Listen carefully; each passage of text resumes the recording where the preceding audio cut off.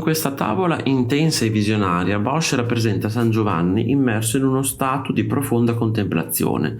La barba del santo, lunga e naturale, si inserisce perfettamente in questa dimensione ascetica. Non è un elemento decorativo, è parte del linguaggio spirituale dell'opera. Il volto barbuto suggerisce distacco dal mondo, rinuncia, ma anche accesso a una conoscenza superiore. Bosch però non è mai del tutto lineare, l'ambiente attorno al santo è ambiguo, quasi inquietante. Questo crea una tensione, la barba indica stabilità e saggezza, mentre il contesto suggerisce incertezza, è una spiritualità fragile, non idealizzata. Immagine iconica di Leonardo anziano con la lunga barba fluente è diventata quasi il modello universale del genio. Qui la barba non è solo un segno di età, ma di autorevolezza intellettuale. Il volto scavato, lo sguardo penetrante, la capigliatura selvaggia costruiscono un'immagine potente, quella di un uomo che ha attraversato il sapere. Ma attenzione, è davvero un autoritratto certo? Alcuni studiosi lo mettono in dubbio. E questo apre una questione interessante: quanto questa immagine è realtà e quanto costruzione simbolica. In ogni caso, la barba qui diventa icona della conoscenza. Dürer propone un'immagine insolita, un giovane con una barba sorprendentemente lunga. C'è qualcosa che non torna. La barba normalmente associata alla maturità viene qui anticipata, quasi forzata. Il risultato è ambiguo, il soggetto sembra sospeso tra età diverse, tra identità ancora in formazione. Dürer, maestro dell'osservazione, sembra giocare proprio su questa tensione. La barba diventa un elemento destabilizzante che mette in discussione le categorie. Con Ribera entriamo in un terreno ancora più complesso. La figura della donna barbuta rompe ogni schema. La barba, simbolo maschile per eccellenza, appare su un corpo femminile. È una curiosità, un caso clinico o una riflessione più profonda? Ribera la rappresenta con dignità, quasi con solennità. Non c'è derisione, la barba qui diventa uno strumento per interrogare le categorie di genere, identità, normalità.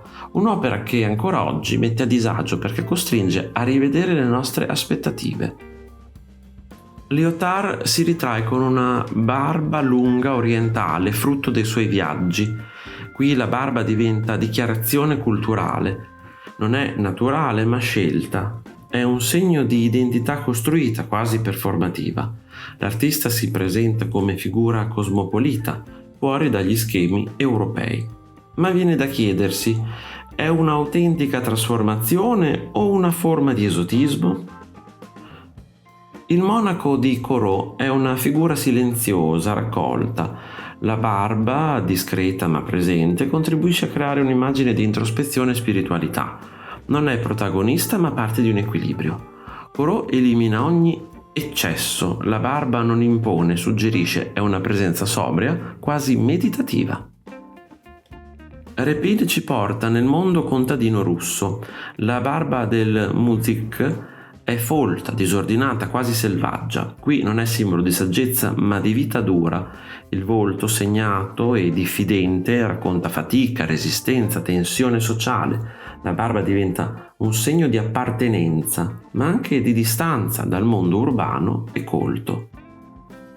Van Gogh utilizza la barba come parte integrante della sua ricerca espressiva. Il colore acceso, le pennellate nervose trasformano il volto in una superficie vibrante. La barba non descrive, esprime. È materia pittorica, non dettaglio realistico. Diventa parte di un'identità inquieta, instabile, in continua trasformazione. Renoir, ormai anziano, si ritrae con una barba morbida, quasi luminosa. Qui la barba è pacificazione, non c'è tensione ma serenità, il volto al pari disteso, la pittura fluida. È l'immagine di un artista che ha trovato un equilibrio anche nella vecchiaia. Modigliani riduce tutto all'essenziale. La barba di Swarovski è stilizzata, integrata nella forma allungata del volto, non è più simbolo ma segno grafico. L'identità non passa dal dettaglio realistico ma dalla sintesi. La barba diventa parte di un linguaggio moderno, astratto, essenziale.